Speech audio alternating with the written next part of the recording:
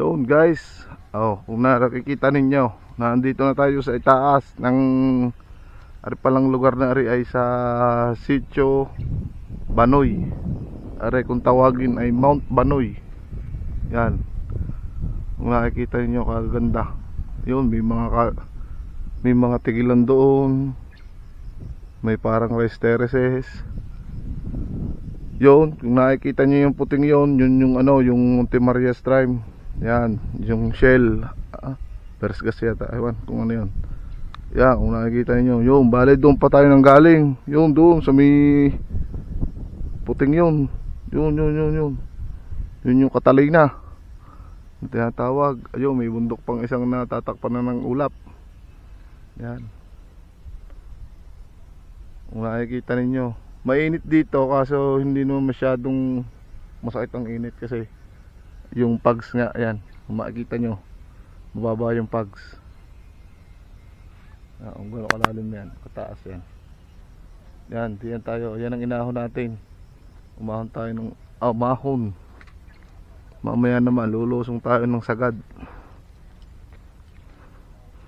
Dini pala sa are, sa Mount Banoy na are, bago kayo makaakyat dito sa may pahon, dadaan muna kayo sa Bantay Barangay na kailangan may paperman kayo, tapos magbabayad kayo ng 20 pesos lang naman yung pang environment fee.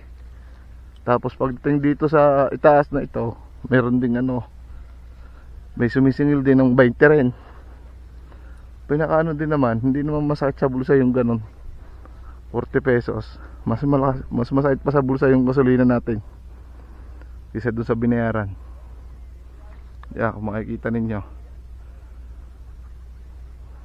sinsayan ninyo at kuwan, talagang pagkakaganda din Kaya lang dapat yung kung kayo pupunta, itatimin nyo ng hapon or maaga pa, dahil mainit na ngayon, mahirap, masakit sa katawan ng init, pero hindi mo ramdam gawa ng malapit ka sa langit.